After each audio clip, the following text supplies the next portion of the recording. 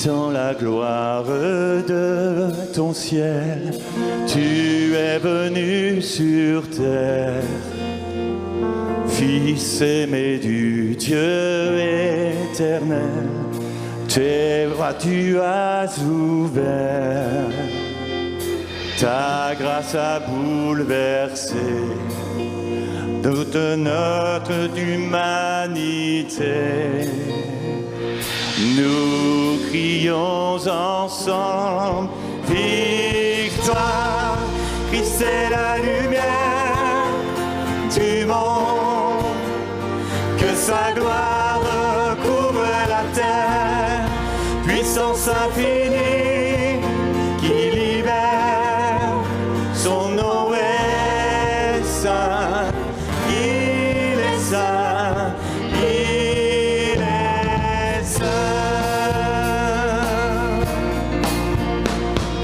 Nous les fils et les filles du roi, entonnons chaque jour un hymne de gloire et de joie, célébrant son amour. Les nations de la terre s'inclineront devant le Père, chanteront victoire, victoire, Christ est la lumière du monde, que sa gloire couvre la terre, puissance infinie qui libère, son nom est saint, il est saint, il est saint. Christ est la lumière du monde, que sa gloire couvre la terre, puissance infinie qui libère, son nom est saint, son nom est saint, son nom est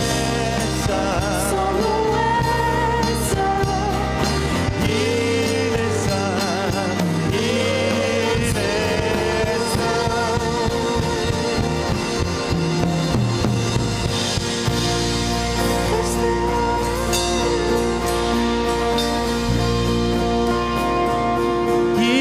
il est saint, il est saint.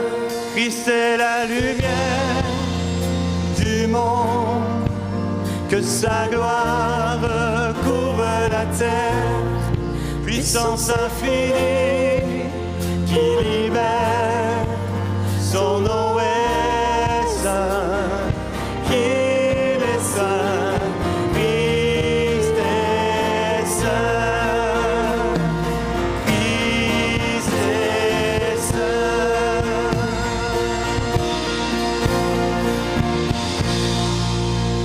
Amen. Est-ce qu'on peut acclamer ensemble le nom du Seigneur Jésus pour son œuvre admirable, lui qui n'a pas regardé à quitter sa gloire et à venir au milieu de nous, lui qui nous a sauvés, qui nous a rachetés, lui qui est notre fondation. J'ai mis ma foi en Jésus. Est-ce que vous avez mis votre foi en Jésus? Amen, notre solide fondation. C'est ça et c'est ce qu'on veut chanter encore ce matin. Pour lui, j'ai sa joie, j'ai sa paix. Il ne m'abandonne pas. Quand bien même les autres m'abandonneraient, le Seigneur ne m'abandonne jamais. Il ne faillira jamais, Amen. jamais. Amen. Amen.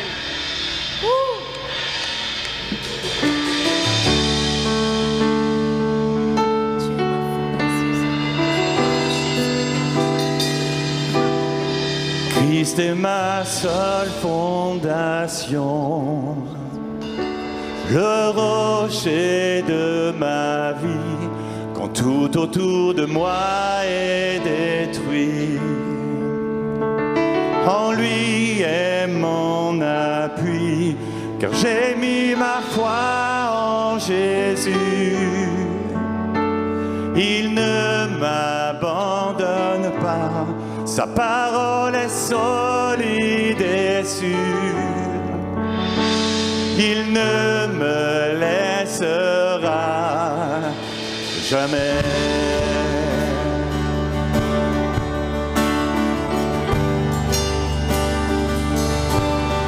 J'ai sa joie dans le chaos, j'ai sa paix qui me soutient, je peux déposer mon fardeau, car il me tient dans sa main.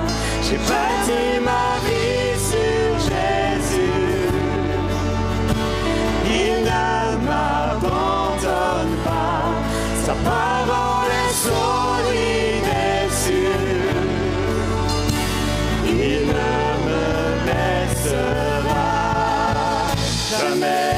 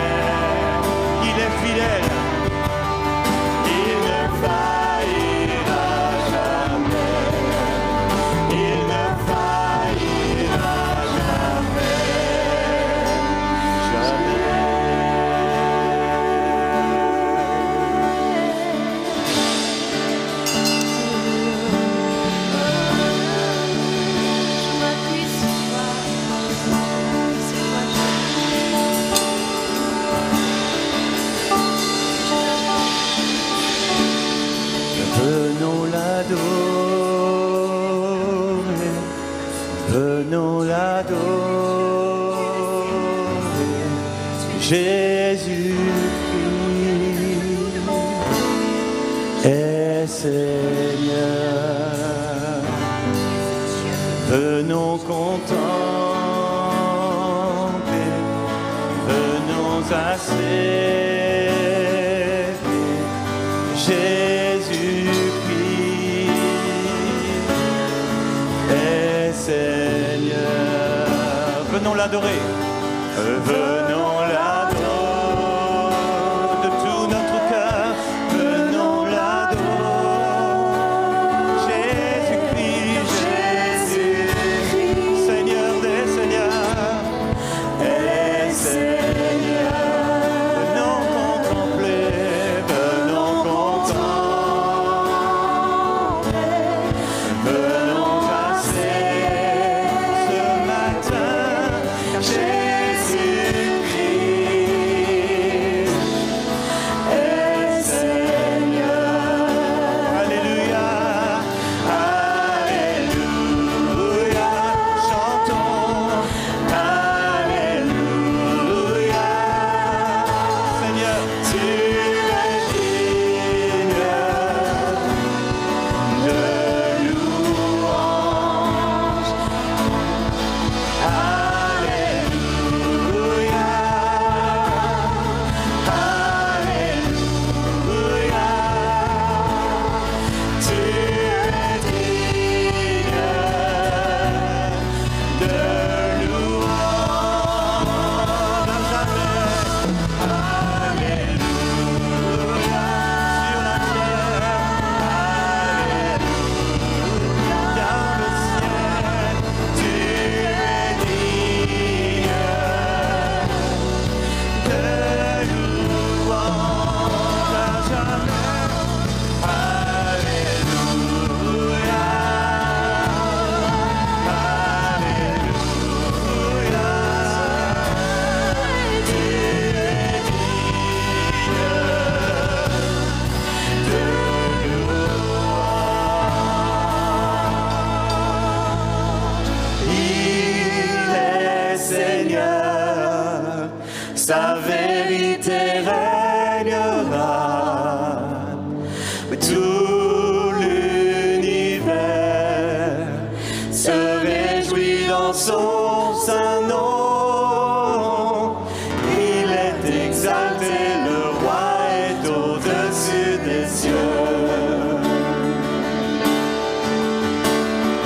Il est Seigneur, sa vérité régnera. Tout l'univers se réjouit en son saint nom. Il est exalté, le roi est au-dessus des cieux. Il est Seigneur, il est Seigneur à jamais. Sa vérité régnera. Tout l'univers se réjouit dans son saint nom. Il est exalté, le roi est au-dessus des cieux. Il est exalté, il est exalté, le roi est au-dessus des cieux. Il est exalté, il est exalté, le roi est au-dessus des cieux. Venons l'adorer, venons l'adorer, Jésus-Christ est Seigneur. Venons contempler, venons à ses pieds, Jésus-Christ est Seigneur. Jésus-Christ, Jésus-Christ à jamais est Seigneur. Jésus-Christ est Seigneur.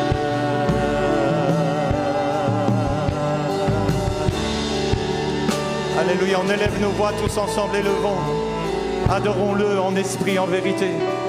Faisons monter nos voix à l'agneau de Dieu, à celui qui est digne de toute louange, celui qui est au-dessus de tout nom, celui qui est le roi des rois, le Seigneur des seigneurs. Alléluia, élevons nos voix ensemble.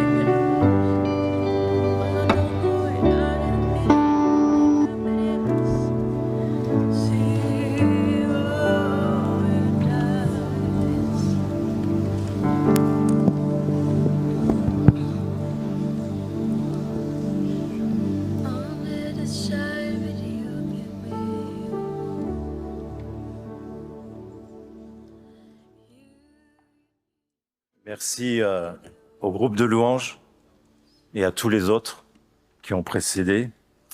Pour présenter le frère qui va prêcher ce matin, je me suis permis de changer les codes habituels. Je pense que vous comprendrez facilement pourquoi, puisque hier soir, au moment de la passation de la présidence, nous avons beaucoup entendu parler de son parcours depuis son appel au ministère. Il aurait été inutile ce matin de le redire encore. Le frère qui va prêcher ce matin est un époux qui aime sa femme et qui prie pour sa femme. Il est aussi un papa qui prie pour ses enfants, ses gendres, sa belle-fille, ses petits-enfants. Il prie aussi pour toute sa famille.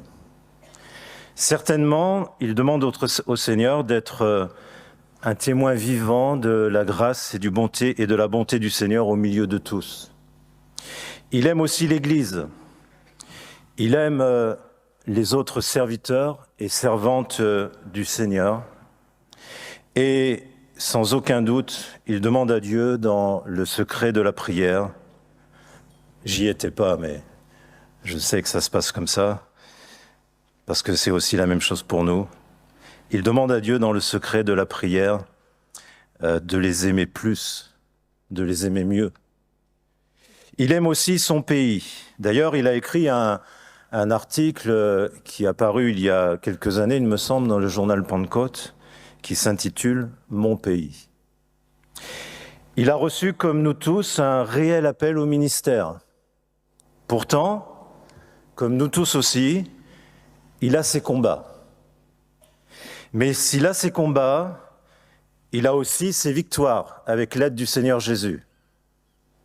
Finalement, le frère qui va prêcher ce matin, c'est un homme de la même nature que nous.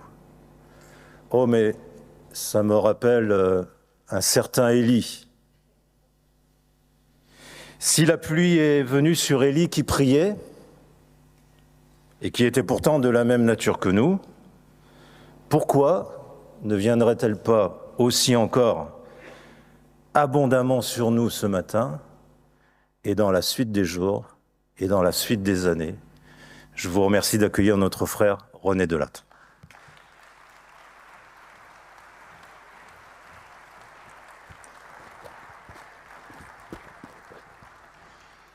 Bonjour à tous, vous allez bien?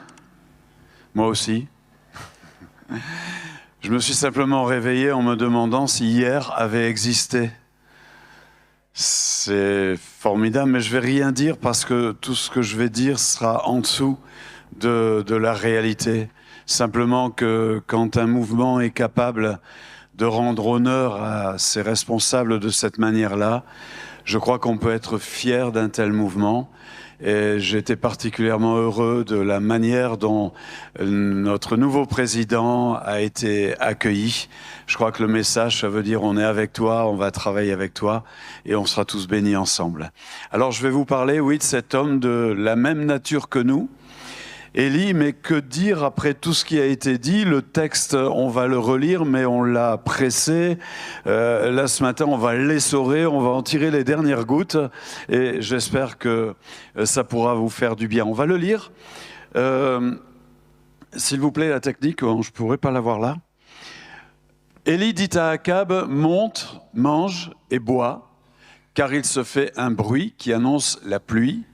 Akab monta pour manger et pour boire, mais Élie monta au sommet du Carmel et, se penchant contre terre, il mit son visage entre ses genoux et il dit à son serviteur, monte, regarde du côté de la mer. Le serviteur monta et il regarda et il dit, il n'y a rien. Élie dit 7 fois, retourne. À la 7e fois, il dit, voici un petit nuage qui s'élève de la mer et qui est comme la pomme de la main d'un homme. Regardez la paume de ma main, c'est la taille du nuage. Alors, dans ce texte, pour essayer d'en comprendre la structure, il y a un verbe qui revient souvent. Quel est le verbe qui revient le plus souvent? Non. Monte. On a ici 3 hommes qui montent. Alors, il y a ce qui se passe en haut et il y a ce qui se passe en bas. la diapo, s'il vous plaît. Voilà. Ce qui se passe en haut, c'est un bruit. Ce bruit, on le comprend, on l'a dit, il est surnaturel. C'est pas le genre de bruit qu'on entend avec les oreilles. Et puis, il y a, en haut, il y a également un nuage. Et ce qui se passe en bas, c'est qu'il y a 3 hommes, Élie, Akab et le serviteur, et puis la pluie. D'accord ? Alors, je voudrais qu'on s'arrête sur ces hommes. Ils sont 3, Élie, Akab, le serviteur. Et à partir de ces 3 hommes, j'aimerais réfléchir avec vous sur la manière dont nous vivons nos ministères. Et je vais commencer par Akab, parce qu'il y a cette phrase qui est assez étonnante. Akab monta pour manger et pour boire, Élie monta au sommet du Carmel. En résumé, Élie monte pour prier, Akab monte pour manger et boire. Ils font la même chose, mais pas avec les mêmes intentions. Alors je ne vais pas retirer, je vais au contraire faire ce que, en général, on ne doit pas faire. Je vais retirer Akab de son contexte, simplement considérer cette phrase. On ne va pas parler du roi, etc., de ce qu'il est, de sa femme et tout ça, mais simplement considérer cette phrase. Il y en a un qui monte, les deux montent, l'un pour prier, l'autre pour manger et pour boire. Et je voudrais vous inviter à un exercice de mémoire. On va faire une petite remontée dans le temps. Si ça peut vous aider, vous pouvez fermer les yeux et vous remontez au jour où vous avez donné votre cœur au Seigneur Jésus. C'était quand? C'était où? Dans les jours qui ont suivi, il y a eu votre baptême. J'espère que vous êtes tous baptisés d'eau. Sinon, on peut s'arranger. Souvenez de votre baptême, du témoignage que vous avez rendu devant l'Église. Et les jours après le baptême, vous n'êtes pas resté séché sur la chaise. Un exercice pour un prédicateur de dire cette phrase, hein? Rester séché sur la chaise. Mais non, vous avez servi, vous vous êtes engagé dans des services de l'Église. Est-ce que vous avez senti, est-ce que vous vous souvenez de ce feu qui a commencé à monter en vous? Le feu du service. Rappelez-vous, avec votre mémoire, le jour où vous avez pris conscience que Dieu vous appelait. Ça a brûlé en vous et il a fallu le dire. Moi, je me souviens, Monsieur Maurice, un vendredi soir, vous avez prêché sur le verset « Tant que je me suis tu, mes os se consumaient ». Et là, en entendant ça, bien sûr, ce n'était pas du tout le contexte. Le verset est placé dans un autre contexte. Mais moi, j'entends ça et puis ça brûlait en moi. Et je me dis, je ne peux plus me taire. Alors, j'ai demandé à vous rencontrer. Je vous ai exprimé ce que j'avais. Vous n'aviez pas l'air étonné du tout. Mais ça a permis d'exprimer ce que j'avais. Vous vous souvenez de ça? Pour vous? Oui. Est-ce que vous vous souvenez du jour, comme certains ce matin vont le vivre, du jour où vous avez été accueillis au sein des Assemblées de Dieu, comme étant maintenant un des pasteurs de cette grande équipe pastorale nationale? Jour de votre reconnaissance. Vous en rappelez? C'était où? C'était quand? Et la première église qui vous a été confiée. Est-ce que vous vous souvenez de la joie quand vous avez vu rentrer pour la première fois quelqu'un qui n'était pas encore au Seigneur Jésus? Waouh! Ah, vous avez fait la fête toute la nuit. Et la première personne que vous avez baptisée. Moi, je m'en rappelle, c'était à Tourcoing, je m'en rappelle bien, parce qu'à chaque fois qu'on essayait de chauffer l'eau, les plombs ils sautaient, les fusibles. Alors, on faisait des grosses casseroles, et je crois qu'on a à peu près tout baptisé de la personne. Il devait dépasser quelques morceaux, mais j'étais heureux parce que ça remonte quand même à quelques années, mais récemment, j'ai eu de leurs nouvelles et ils vont super bien. Bon, il y a qu'un problème, c'est qu'ils ont déménagé, ils habitent en Italie maintenant, mais ils vont bien. Vous vous souvenez du premier baptisé? De la première baptisée? Oui ou non? C'est super quand même, hein? Et puis votre ministère a commencé à se développer. Votre ministère a commencé à s'étoffer et les choses sont allées plutôt bien jusqu'au jour où vous avez rencontré votre premier problème. Qui n'a jamais rencontré de problème dans son église? Levez un peu la main, parce que j'ai une prophétie pour vous, ça va vous arriver un jour. Vous vous êtes rendu compte que des gens qui vous serraient la main, qui vous faisaient des gros bisous à la sortie du culte, qui vous disaient même « Waouh, super ce matin, pasteur !» Ces mêmes gens, quand ils buvaient du café avec d'autres chrétiens, parlaient mal de vous. Ça fait pas du bien, ça. Hein? Et vous vous êtes rendu compte aussi que il y avait aussi des collègues qui parlaient mal de vous. Et ça a commencé à vous faire souffrir. Ça a commencé à vous attrister. Et vous vous êtes rendu compte que dans le ministère, il y a une souffrance. Que dans le ministère, il y a une pression qui est là. Et vous avez commencé à la gérer, mais vous savez comment c'est. Sur les deux plateaux de la balance, il y a d'un côté les satisfactions et de l'autre côté, il y a les souffrances. Et un jour, vous avez fait le calcul et vous vous êtes dit, ça penche du mauvais côté. Alors pour le faire pencher du bon côté, vous vous êtes accordé une satisfaction qui ne venait pas du ministère pur, mais une satisfaction que la vie peut offrir. Je ne parle pas ici de péché, je ne parle pas ici de chute, mais je parle de ces plaisirs que la vie nous offre. Et on a raison d'en profiter, non ?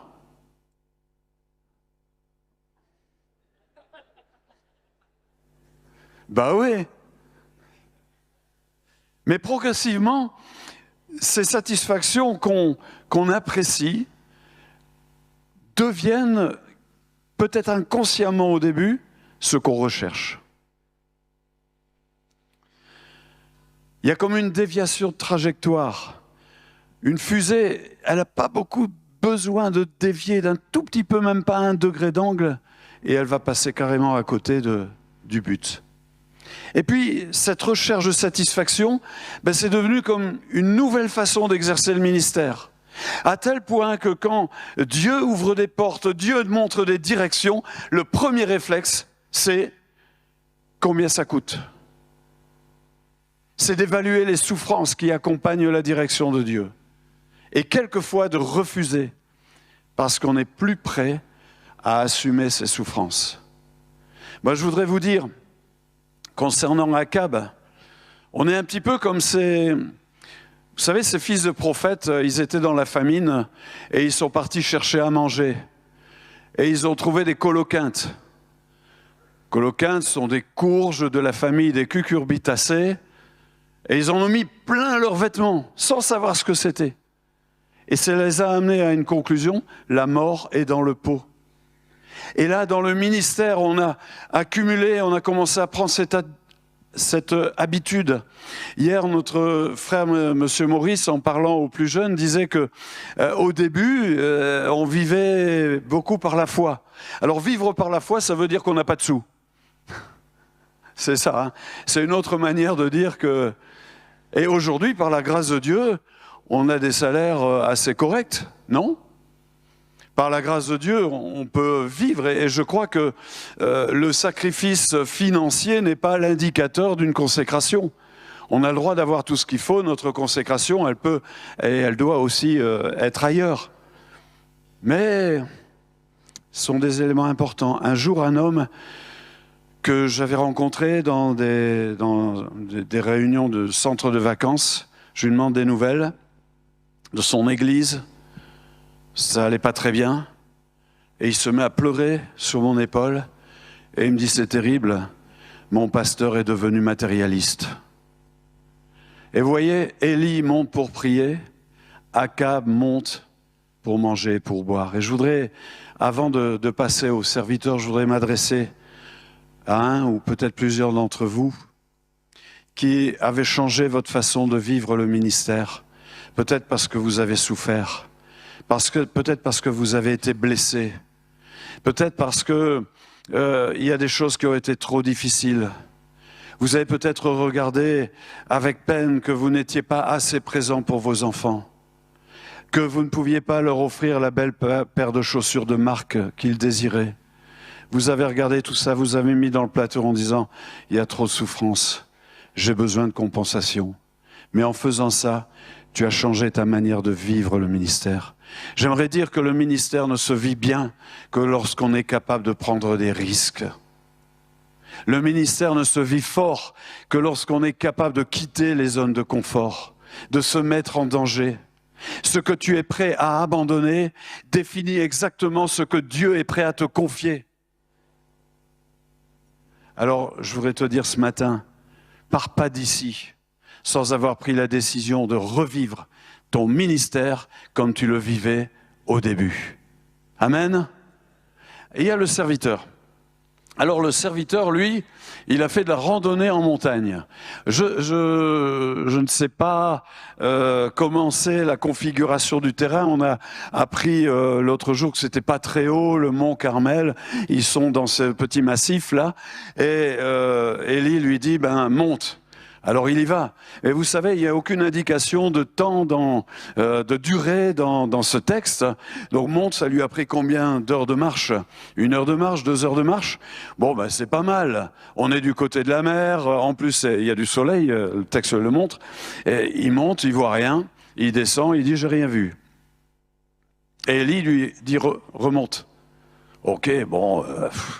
C'est mon président, c'est mon formateur, c'est Élie, je vais y aller. Il n'y a toujours rien. Il redescend. Mais Élie, à sa manière d'être et à sa manière de parler, il est persuadé qu'il y a quelque chose. Retourne. Retourne. Retourne. 6 fois comme ça. Et la dernière fois, il voit ce fameux petit nuage.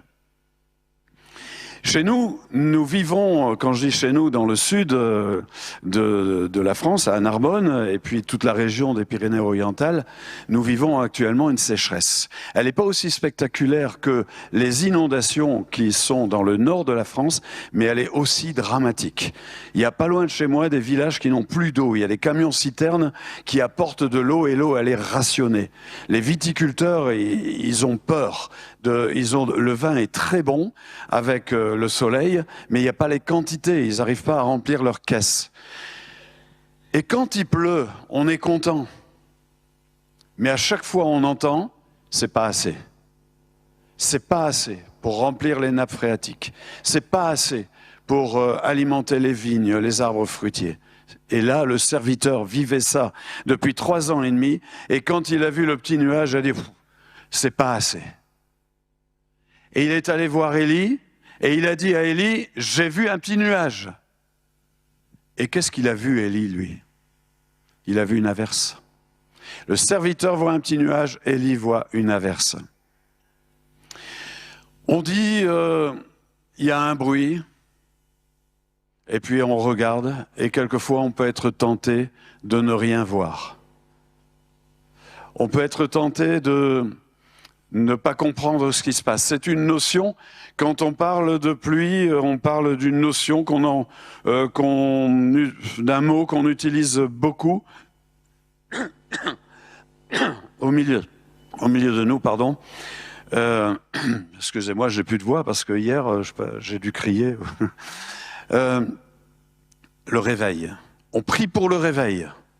On espère le réveil. On lit des livres sur le réveil. On se souvient de frères qui ont connu le réveil. Mais c'est quoi le réveil? Alors, moi j'ai vu qu'il y a plusieurs façons de comprendre le réveil. Certains pensent que le réveil, ça appartient qu'à Dieu. C'est lui le seul déclencheur du réveil. Et c'est où il veut, c'est quand il veut, c'est si il veut. Et c'est pas complètement faux. Mais ça entretient une espèce de fatalisme. Et on regarde peut-être notre église qui est pleine le dimanche matin, mais qui est vide quand il y a la réunion de prière. On regarde un peu le niveau de vie spirituelle des chrétiens qui est vraiment dans un standard plutôt bas. On regarde tout ça, les problèmes à régler dans l'église, et puis on se dit, quand il y aura le réveil, pouf, tout ça va être réglé. C'est une façon de voir le réveil. Il y a une autre façon qui s'appuierait peut-être sur ce texte, si mon peuple s'humilie. Alors il faut que le peuple s'humilie et se repente. C'est pas complètement faux, non plus. Mais ça peut nous amener à durcir nos messages. Et si les hommes dans la fin des temps auront la démangeaison d'entendre des choses agréables, quelquefois nous on a la démangeaison de prêcher des choses désagréables. Et on se dit, je vais les amener à la repentance, je vais les amener à l'humiliation, et après on aura le réveil. Moi, ce que j'ai remarqué, puisque réveil, c'est un objet quotidien, c'est pas comme ça que ça marche. Tout d'abord, le verbe réveiller s'emploie le plus souvent à la forme pronominale, se réveiller. Je ne sais pas comment vous êtes, vous, quand ça sonne, là, vous êtes bien en train de dormir dans votre lit, le réveil sonne, est-ce que vous êtes debout dans les 2 secondes qui suivent? Ça arrive. Moi, j'en connais une, que moi, j'ai plutôt du mal à émerger. Le matin, je lui parle là, mais quand elle me répond, elle est là, je lui parle là, elle est là. Bon... Mais en général, ouais, allez, j'ai encore 5 minutes. J'ai encore 10 minutes. Puis des fois, et on se réveille, et trop tard. Quand est-ce qu'on sort du lit? Quand il y a eu une prise de conscience. Quand on a compris que c'était le moment. Quand on a compris que le réveil nous avait envoyé un signal et qu'à la réponse à ce signal, il n'y avait pas d'autre possibilité que de se lever. Et pour moi, c'est ça le réveil. On entend un bruit qui annonce la pluie.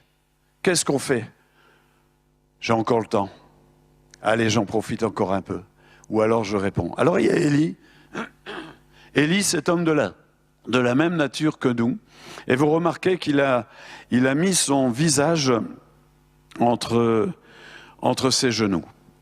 Alors on va revenir là-dessus.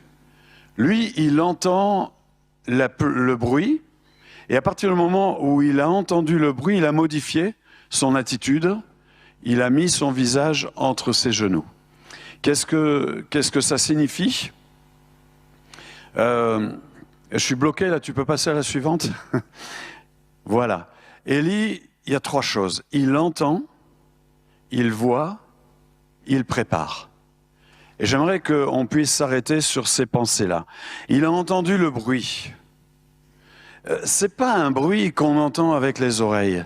Et si on regarde dans la Bible, quand Dieu fait du bruit, c'est pas toujours facile à entendre. Quand Dieu fait du bruit, il faut vraiment une tension et une attention spirituelle particulière. Ne peuvent entendre le bruit de Dieu que ceux qui vivent dans sa proximité. D'ailleurs, on a cet exemple où il y a eu je passerai, je te ferai voir ma gloire, et il y a eu un tonnerre, il y a eu un tremblement de terre, il y a eu du vent, et Dieu n'était pas là-dedans. Il était, alors il y a une traduction qui est belle, il était dans le son subtil d'un silence. Waouh! Il faut une oreille exercée. Ésaïe, il exerce mon oreille pour que j'entende, pour que j'écoute. Et voyez le bruit de Dieu. Quelquefois, on fait beaucoup de bruit. Quelquefois, nos églises sont bruyantes. Et je notais qu'à Jérusalem, il y avait une église bruyante le jour de la Pentecôte. Mais c'était quel bruit? Des décibels? Je ne crois pas. Parce que dans une grande ville, si vous mettez 120 personnes qui font du bruit, ça ne se fera pas trop entendre. Et la question, c'est que nos églises, doivent-elles être bruyantes ou doivent-elles être audibles? On a un monde qui cherche à entendre Dieu, qui est capable d'entendre la voix d'un Dieu qui les appelle au salut. Est-ce que c'est en faisant du bruit qu'ils vont entendre la voix de Dieu? Ou est-ce que c'est en produisant le bruit du Saint-Esprit? Alors, concernant ce bruit, Élie l'a entendu. Ah non, les AEM, ça, c'était pas dans le plan de ma prédication. Il est dit aussi qu'il voit. Le serviteur ne voyait qu'un petit nuage, Élie voyait une grande averse. Le serviteur ne voyait qu'un petit nuage, Élie voyait déjà une grande averse. Il voit. Alors ça, c'est toute la question de la vision. Je dois dire que, et les frères du conseil d'administration le savent, que cette question de la vision est souvent quelque chose qui m'a turlupiné. Excusez-moi, je trouve qu'il y a un travail formidable qui est fait dans les commissions. Et moi, je suis ébloui de la qualité du travail, de la richesse des dossiers. Mais on a voté hier. Mais si on a voté pour une Ferrari et que Dieu veuille nous faire faire le Paris-Dakar, c'est embêtant quand même.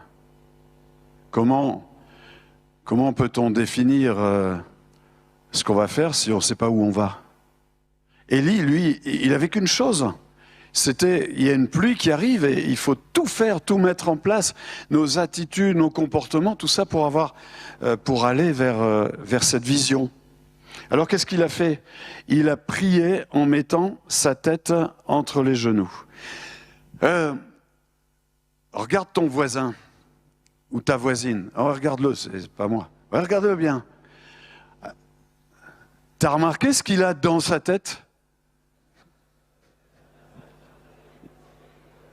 Si, tu peux lui dire, dans ta tête, tu as l'ordinateur le plus puissant du monde.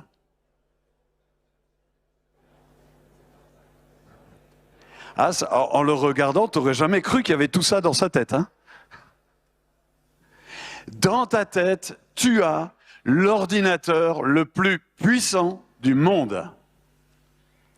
Et sa tête, il l'a mise entre les genoux. Et quand on parle des genoux dans la Bible, on parle de la prière. Et qu'est-ce que c'est que la prière? C'est l'arme la plus puissante du monde. Vous êtes d'accord avec ça? Et ce que je vois en mettant sa tête entre les genoux, c'est qu'il a associé les deux. Nous, dans notre culture pentecôtiste, quelquefois culture de l'instantané, du miracle, on a tendance à opposer les deux.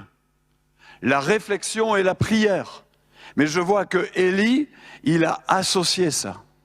Dans les semaines qui viennent, les régions vont recevoir tous ces travaux, toutes ces réflexions, et il va falloir se servir de l'ordinateur le plus puissant du monde.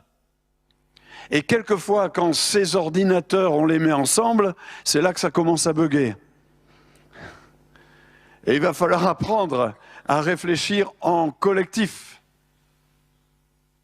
Et je crois que ça va donner des choses excellentes.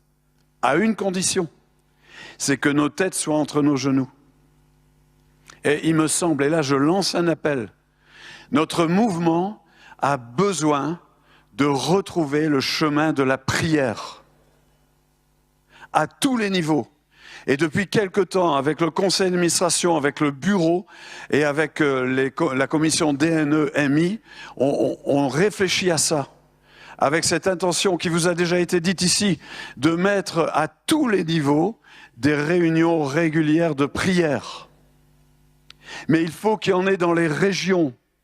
Il ne faut pas que les régions soient étouffées par des ordres du jour qui malheureusement vont s'alourdir de plus en plus. Il faut libérer du temps pour que nous, dans nos régions, entre pasteurs, on prie ensemble.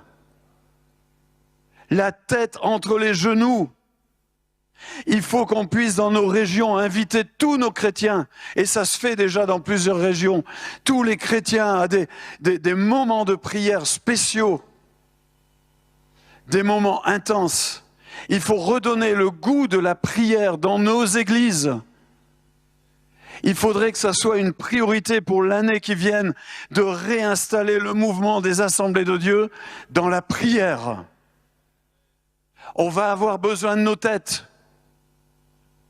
On va en avoir vraiment besoin de réfléchir. Mais il faut qu'il renouvelle notre intelligence.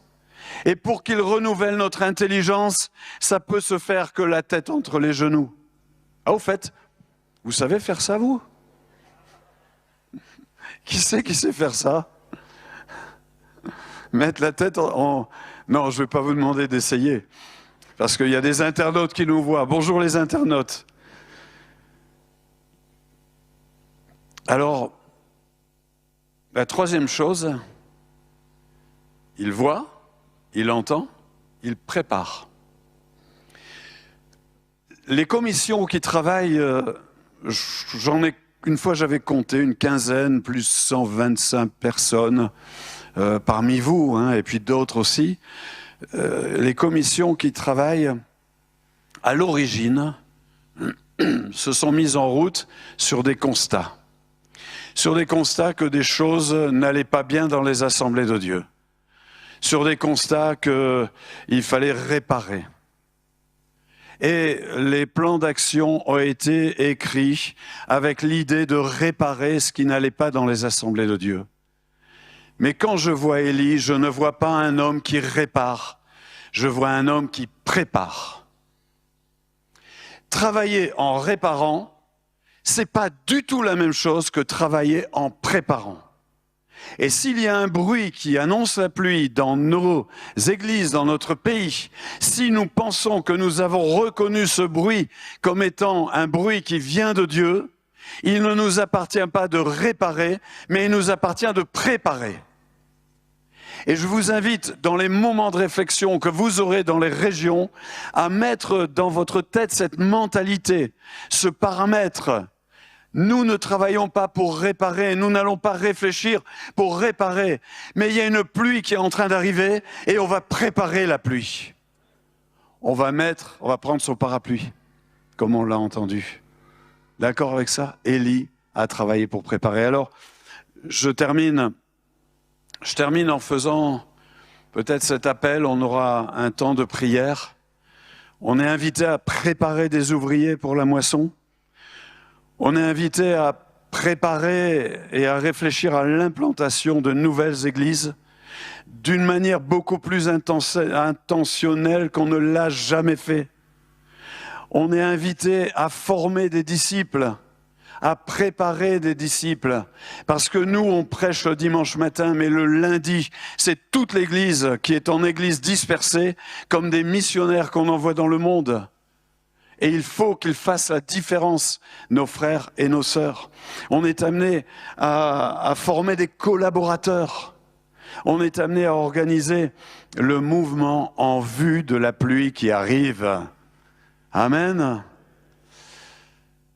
Alors il y a quelques années, c'était la première année où vous aviez voté en faveur d'un poste de coordinateur. Je me suis retrouvé dans un groupe de travail qui réfléchissait à l'évangélisation. Je me souviens, c'était à Aubervilliers. Et là, dans la chambre d'hôtel, je me suis réveillé brutalement. Et puis, il y a des phrases, des mots qui sont venus.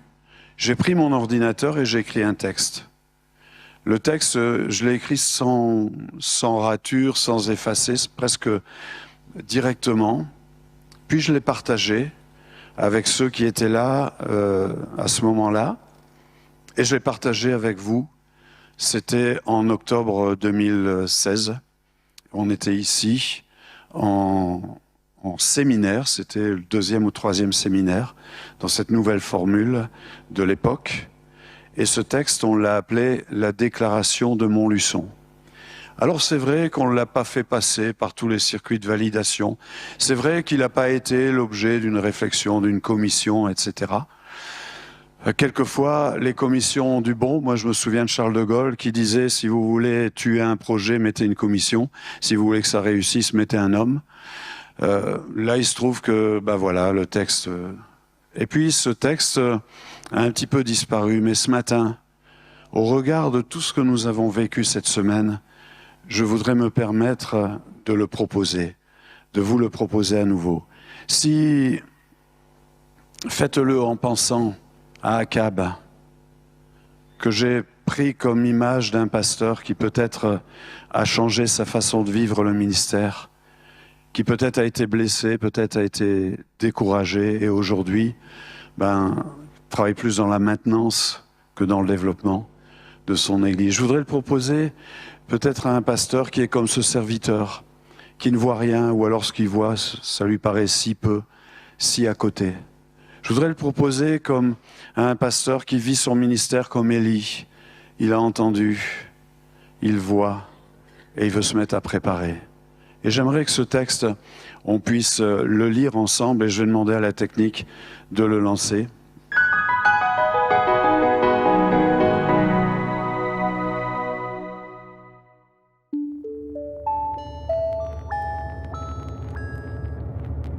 Nos pasteurs et épouses de pasteurs des Assemblées de Dieu de France, réunis en séminaire le jeudi 6 octobre 2016 à Montluçon, faisons la déclaration suivante. Nous reconnaissons avoir négligé la priorité de l'évangélisation de notre pays. Nous avons souvent employé nos talents, notre énergie et nos moyens financiers à d'autres objectifs. Nous reconnaissons avoir négligé la nécessité vitale de susciter de nouveaux ministères et de les former.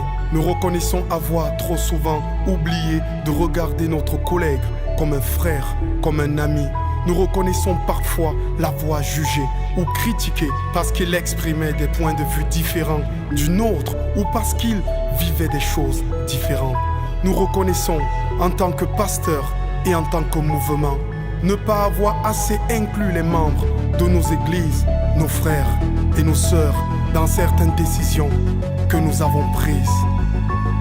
En ce jour, nous nous engageons à faire de l'évangélisation de la France notre grande priorité, en implantant de nouvelles églises, en formant les membres de nos églises à l'évangélisation et en mettant la croix au centre de nos messages. Nous nous engageons à former de nouveaux ouvriers, non seulement pour le ministère pastoral, mais aussi pour d'autres formes de services indispensables à la croissance de l'œuvre de Dieu.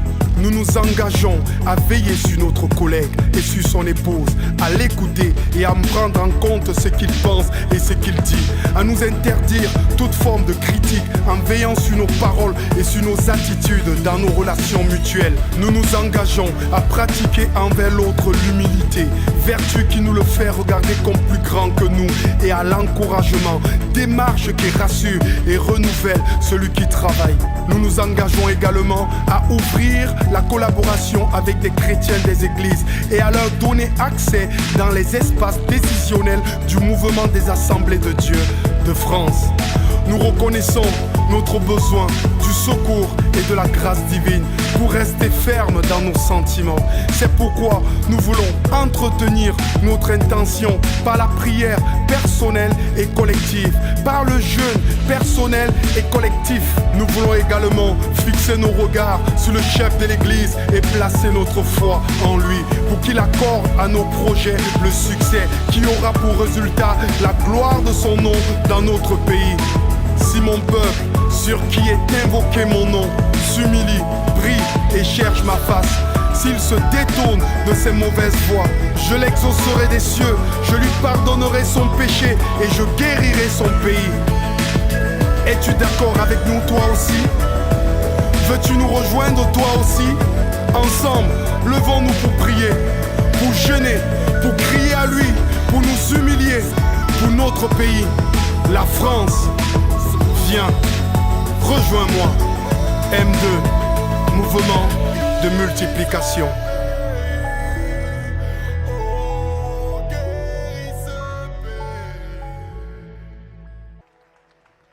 J'aimerais tant qu'on se quitte en ayant donné l'occasion au Seigneur de guérir, de nous éclairer. Et s'il y a un frère, s'il y a une sœur qui est comme Akab, tu vis plus ton ministère comme au début, comme au premier jour. Il faut absolument qu'on se donne le temps de prier ce matin. Et je vais te demander simplement de venir devant, là, et de déposer tout ça au pied du Seigneur. Tu as peut-être vécu quelque chose de très lourd.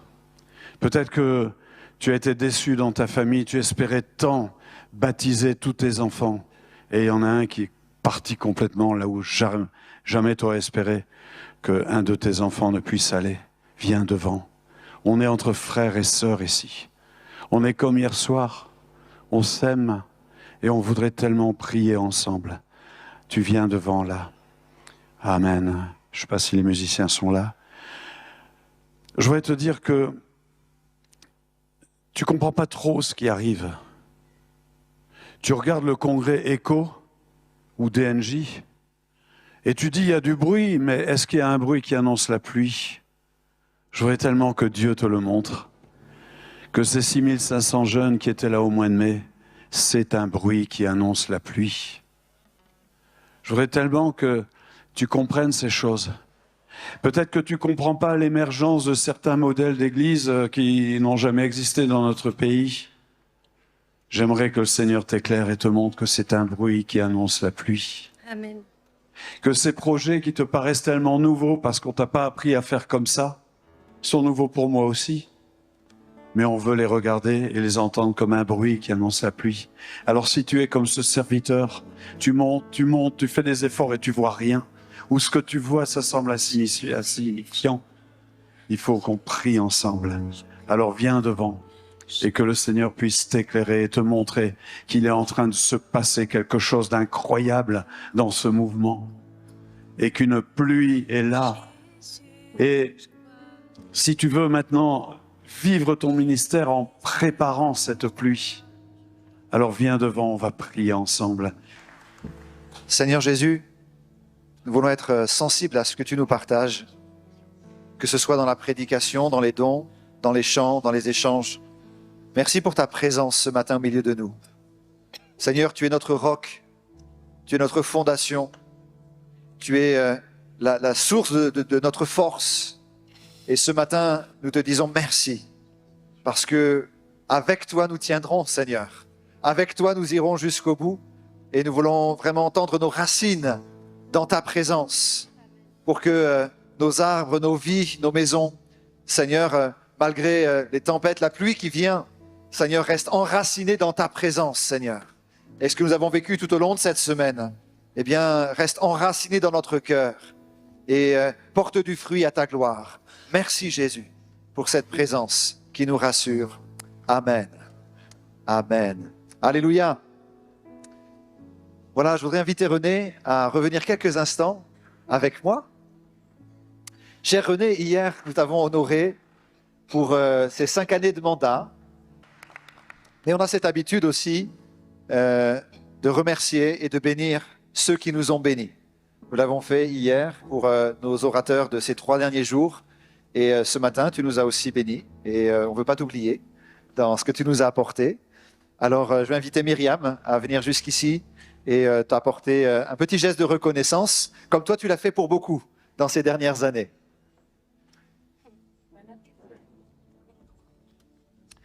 Voilà, et comme tu nous l'as dit, et comme tu l'as dit abondamment dans ces dernières semaines, puisque nous sommes en France, c'est fait pour être mangé. Et voilà, et même un peu plus que... Alors, j'étais un petit peu gêné, parce qu'à écouter ton message, Akab monta pour... Mais je pense qu'avec le Seigneur, on peut aussi manger et prier. Et donc, on ne t'invite pas à un jeûne et prière cette fois-ci, mais un temps peut-être là où tu veux, en haut du mont Ventoux avec Catherine, prendre un temps spirituel dans la présence de Dieu. Ça tombe bien, j'ai un nouveau vélo, donc... Voilà, encore merci René, que le Seigneur te bénisse.